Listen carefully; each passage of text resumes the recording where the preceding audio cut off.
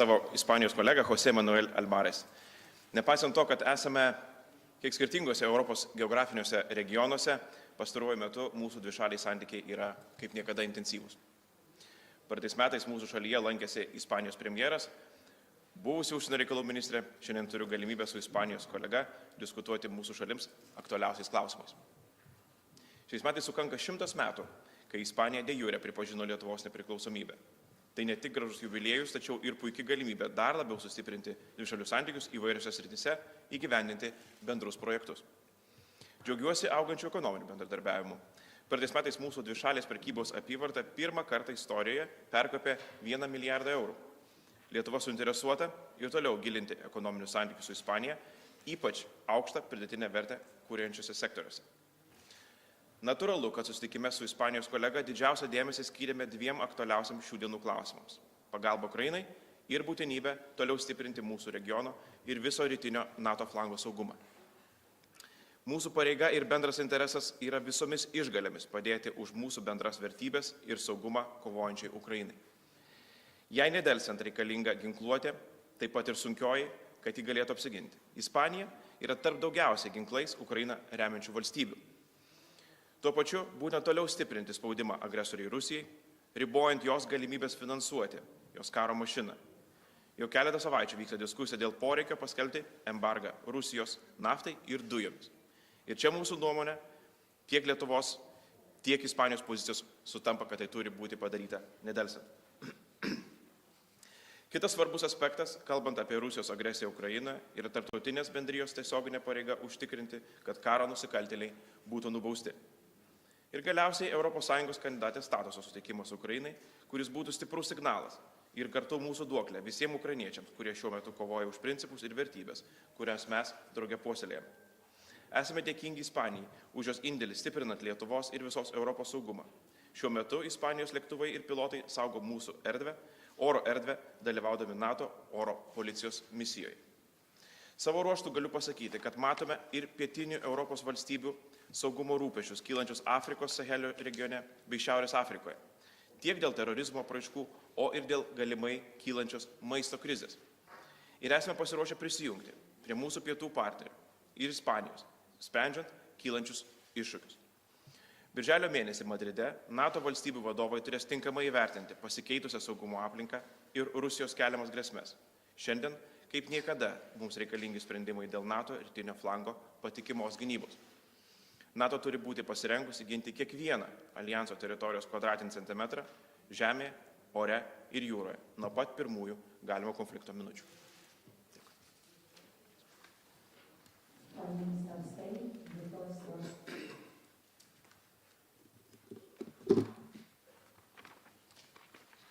Good morning. First of all, I would like to thank the Minister of Foreign Affairs of Lithuania, my friend Gabrielius Landsbergis, for inviting me to Vilnius and for the hospitality that I've been receiving.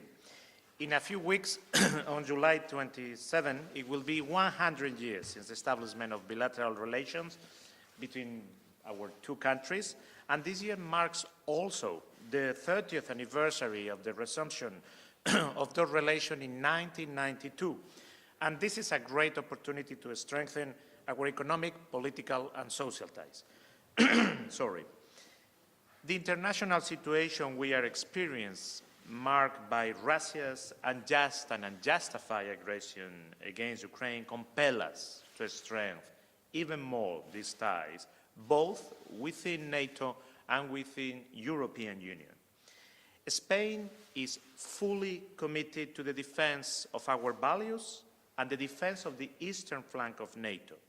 And that is why we participate actively in the Baltic Air Police operation with 8 F-18 fighters based in Sao Lei, which I will visit today, as well as the Spanish troops that are stationed there.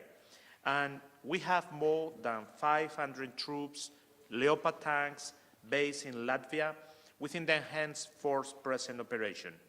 Our support to Lithuania and our Baltic friends, every inch of them, is total. Spain will also hold the upcoming NATO summit in Madrid, where we will revise the strategic concept. It will be a crucial moment in the life of NATO. This document outlines the main priorities in our security strategy, in NATO's security strategy. We want it to be a moment to display our unity, as we are doing so far, and our commitment to Europe's securities in all fronts. Also in the southern flank, where we face renovated challenges, for instance, in the Mediterranean and in the Sahel. The strategic concept must reflect this, as well as the importance of a strong southern component. Of course, Lithuania is invited to the Euro-Atlantic dinners on the margin of the summits that the President of Spain will be hosting, that will bring together both EU member states and NATO allies. It will be an important moment to strengthen cooperation between both.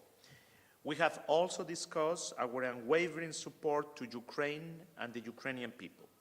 Spain is supporting Ukraine in all fields, and we will continue doing so, with humanitarian aid to the population, with the largest humanitarian package that we have ever given to a single country, hosting already 135,000 Ukrainian refugees in Spain, sending offensive and defensive military material to allow Ukrainians to resist in the face of the atrocity we are all witnessing every day, collaborating in the investigation of the crimes and to bring those responsible to international justice, and last week, reopening our embassy in Kiev.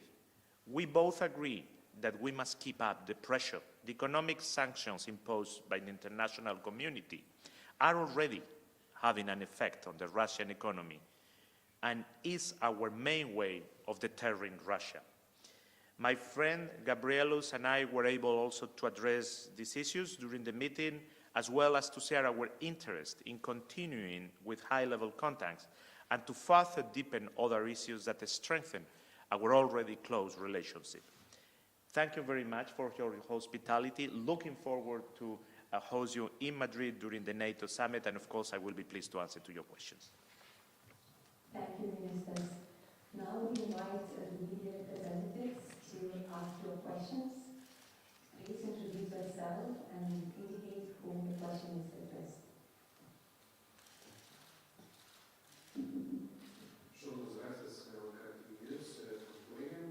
I've got a question for the best from Spain. Which main sectors of Russian industry do you think are still under sanction? And of course, do you believe that you, in the meantime, could impose sanctions on oil sector? Spain has been in favor since the very beginning to all the different packages of sanctions. We don't want European capitals to finance Putin's war. We think that we must do all possible to bring peace once again to Ukraine and to give all we can to an independent, free and sovereign Ukraine. And at the same time, we have to balance that with not allowing Vladimir Putin's war to destabilize the European country. So, of course, we will be in favor, as we have been so far, of new packages of sanctions, because we have to do as much as possible to reduce the military effort of Russia in this unjust war in Ukraine. But we understand that not all countries have the same exposures and the same link to Russia, and we are also very eager to keep this unity within the European Union. We have time for one more question. There is one. LRT, National TV, focus. I would like to ask you, when Russia cut off gas supply to Bulgaria and Poland, how it influenced the discussion on sanctions against Russia for both ministers? Well, I think that Russia is definitely putting a strain on European unity and solidarity. They're showing that some of the countries can be punished and singled outed of the whole union and punished. in an example that you've given with Poland and Bulgaria. And I think this test, we have to pass this test. That means that we have to show unity and strength and tell Putin very clearly that the unity will not be broken. And I think that the European Commission is a very good institution and place to start to show the unity. I think that Madam von der Leyen yesterday made strong statements that the answer is being prepared.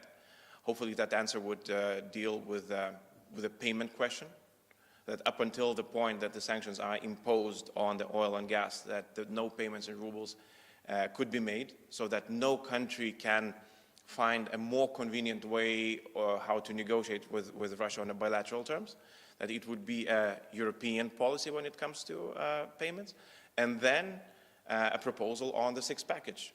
And I understand that probably what we will be seeing is a phase-out mechanism. It would not be an abrupt stop. But then again, with a phase-out mechanism, it would show also to the markets that Europe is serious about the sixth package, that we're actually doing this, and so that the other producers and the other producers of oil and gas can be prepared for the date and for the time when Europe is completely no longer buying Russian oil and gas. The use of gas as a political weapon is completely unacceptable. And this must be very clear, and this is the Spanish position. And yesterday, Mrs. von der Leyen made it clear that this is the European position.